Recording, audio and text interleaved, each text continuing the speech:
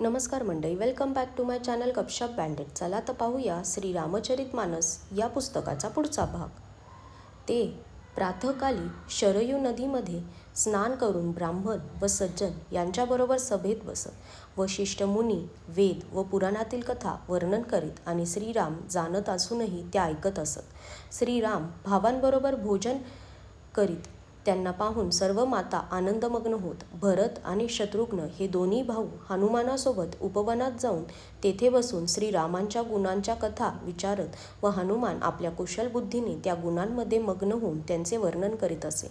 श्रीरामचंद्रांचे निर्मळ गुण ऐकून दोघे बंधू अत्यंत सुखावून जात आणि विनवणी करून हनुमानाला वारंवार ते सांगायला लावत. अयोध्येतील घरोघरी पुराणे व अनेक प्रकारच्या पवित्र श्रीरामकथांचे वाचन व श्रवण होत होते. स्त्री पुरुष सर्वजण श्रीरामांचे गुणगान करीत होते आणि त्या आनंदामध्ये रात्र व दिवस कसा सरला हेही समजत नव्हते. जेथे भगवान श्रीरामचंद्र स्वतः राजा म्हणून विराजमान होते त्या अयोध्येमधील निवासियांच्या सुखसंपत्तीच्या भांडाराचे वर्णन हजारो शेष सुद्धा करू शकणार नाहीत. नारदादी व सनकादी मुनीश्वर हे सर्व कोसलराज श्रीरामांच्या दर्शनासाठी दर दिवशी अयोध्येत येत आणि ती दिव्य नगरी पाहून आपले वैराग्य विसरून जात. दिव्य सुवर्ण व रत्नांनी बनवलेल्या माड्या व गच्च्या होत्या.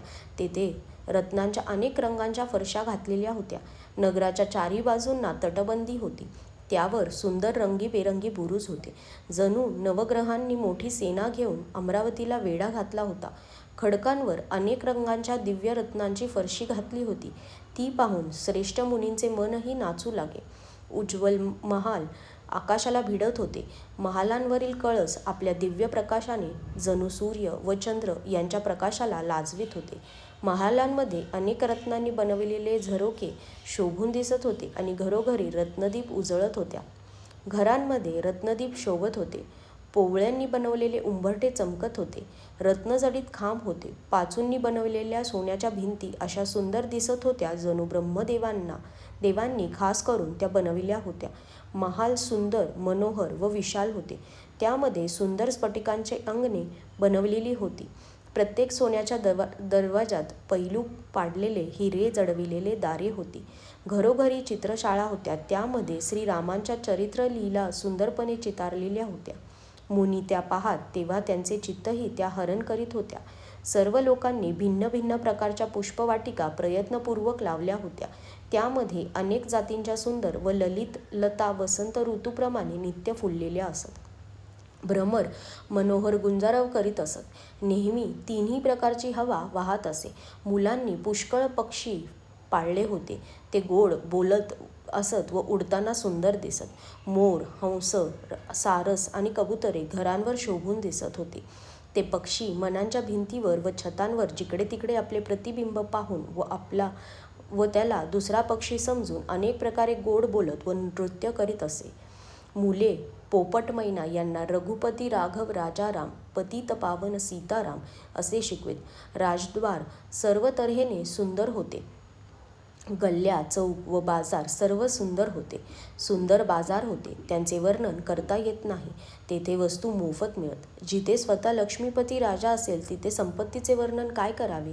कपड्यांचे व्यापारी, सराफ इत्यादी व्यापारी जणू अनेक कुबेर बसल्यासारखे वाटत. सर्व स्त्री, पुरुष, मुले व म्हातारे सुखी, सदाचारी आणि सुंदर होते. नगराच्या उत्तरेला शरयू नदी वाहत होती.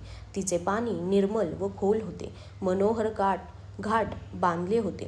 किनाऱ्यावर जरासुद्धा चिखल नव्हता. काहीसा दूर वेगळा सुंदर घाट होता. तेथे घोडे व हत्ती यांच्या झुंडी पाणी पित असत. स्त्रियांना पाणी भरण्यासाठी पुष्कळ घाट होते. ते फार मनोहर होते. तेथे पुरुष स्नान करीत नसत. राजघाट सर्व तऱ्हेने सुंदर व श्रेष्ठ होता. तेथे चारी वर्णांचे पुरुष स्नान करीत. शरयू नदीकाठी देव मंदिरे होती. त्यांच्या चारी बाजूंना सुंदर बागा होत्या. नदीच्या किनाऱ्यावर कुठे कुठे विरक्त व ज्ञानपरायण मुनी आणि संन्यासी निवास करीत होते. शरयूच्या किनाऱ्यावर मुनींनी तुळशीचे सुंदर बागाच्या बागा लावून ठेवल्या होत्या. नगराची शोभा काही अवर्णनीय होती. नगराबाहेरही मोठे सौंदर्य होते. अयोध्येपुरीचे दर्शन करताच सर्व पापे पळून जात. तेथे वने, उपवने, आड आणि तलाव शोभत होते. अनुपम पुष्करणी, तलाव आणि मनोहर व विशाल विहिरी शोभत होत्या. त्यांच्या रत्नजडित पायऱ्या आणि निर्मल पाणी पाहून देव व मुनीसुद्धा मोहून जात होते. तलावांमध्ये अनेक रंगांची कमळे उमललेली असत. अनेक पक्षी कूजन करीत आणि भ्रमर गुंजारव करीत. तेथील रमणीय बागा, कोकिळा इत्यादी पक्ष्यांच्या गोड बोलीने जणू वाटसरूंना बोलावीत असत. स्वतः लक्ष्मीपती भगवान जेथे राजे होते त्या नगराचे वर्णन काय करावे. अनिमा इत्यादी अष्टसिद्धी आणि संपूर्ण सुखसंपत्ती अयोध्येमध्ये पसरलेली होती. जिकडे तिकडे लोक श्रीरामचंद्रांचे गुणगान करीत आणि बसून एक दुसऱ्याला हाच उपदेश करीत की शरणागताचे पालन करणाऱ्या श्रीरामांना भजा. शोभा, शील, रूप व गुणांची खाण असलेल्या श्रीरामचंद्रांना भजा. कमलनयन आणि सावळे शरीर असलेल्या श्रीरामांना भजा. पापण्या ज्याप्रमाणे डोळ्यांचे रक्षण करतात त्याप्रमाणे आपल्या सेवकांचे रक्षण करणाऱ्या रामांना भजा. सुंदर बाण, धनुष्य आणि भाता धारण करणाऱ्या रामांना भजा. संतरूपी कमलवनाला प्रफुल्लित करण्यासाठी सूर्यरूप असलेल्या रणधीर श्रीरामांना भजा. कालरूपी भयानक सर्पाचे भक्षण करणाऱ्या श्रीरामरूप गरुडाला भजा. निष्काम भावनेने प्रणाम करताच ममतेचा नाश करणाऱ्या श्रीरामांना भजा. लोभ, मोहरूपी हरिणांच्या कळपाचा नाश करणाऱ्या श्रीरामरूप किरीटाला भजा. कामदेवरूपी हत्तीसाठी सिंहरूप व सेवकांना सुख देणाऱ्या श्रीरामांना भजा. संशय व शोकरूपी घनदाट अंधकाराचा नाश करणाऱ्या श्रीरामरूप सूर्याला भजा. राक्षसरूपी घनदाट वनाला जाळून टाकणाऱ्या श्रीरामरूप अग्नीला भजा. जन्ममृत्यूच्या भयाचा नाश करणाऱ्या श्री सीतारामांना का भजत नाही. अनेक वासनारूपी कीटकांचा नाश करणाऱ्या श्रीरामरूप बर्फराशीला भजा. नित्य एकरस, अजन्मा, अविनाशी श्रीरामचंद्रांना भजा. मुनींना आनंद देणाऱ्या, पृथ्वीचा भार उतरणाऱ्या आणि तुलसीदासाचे उदार स्वामी असलेल्या श्रीरामांना भजा.